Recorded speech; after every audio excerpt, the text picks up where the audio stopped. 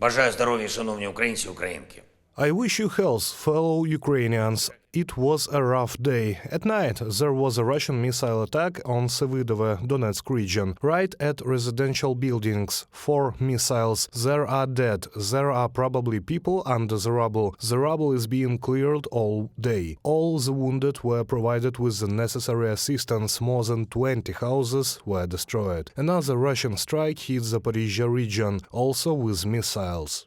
Among the dead are rescuers. They arrived at the scene after the first hit and started helping. And then there was a second strike. My condolences to all those whose relatives and friends were killed by Russian terror. There was a lot of international communication today. Of course, first of all about ways to provide more protection for Ukraine and all our people from these savages, from Russian missiles and shelling. I spoke with Prime Minister of Italy, Giorgia Meloni. I thanked Italy for its principled and powerful assistance to our country for the protection of Ukrainian lives. Ukraine greatly appreciates that Italy stands with us at this moment. We also appreciate Georgia's personal energy, all the activity of Madam Prime Minister, with which she advocates for assistance to our country. We discussed our security cooperation and support package. We exchanged views on the situation in Europe and the world. We also discussed some issues related to the new EU sanctions package.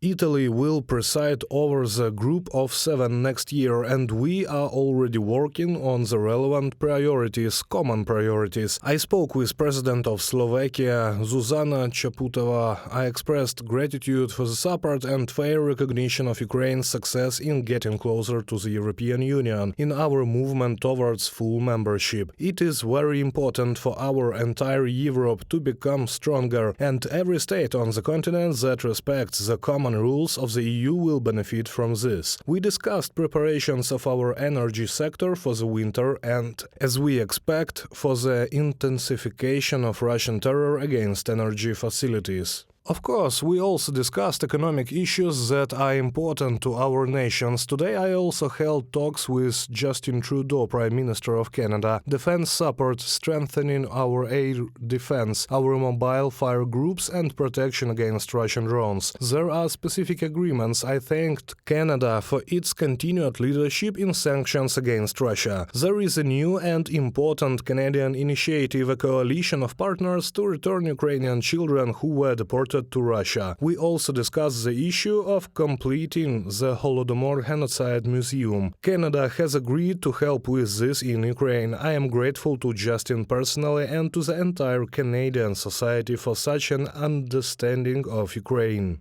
I also held several meetings today. I would like to mention a meeting with representatives of the law enforcement sector, including the head of the Security Service of Ukraine. He reported on counteracting collaborators and protecting Ukrainians from those who deliberately incite hatred within our country. I also had a meeting with the Ministry of Defense and other government officials. All the key issues boil down to ensuring the protection of people, Ukraine's ability to conduct offensive operations, and our ability to strengthen Ukraine, to overcome the accumulated problems. Everyone in Ukraine must remember, especially those who have stopped noticing the war because they are fully focused on politics. Russia is still capable of doing evil. No one will be able to turn a blind eye. We have to fight. We must keep our defense as a top priority, and we must take our state stronger every day. Glory to all those who care about Ukraine and Ukrainians. Glory to Ukraine. Слава Україні!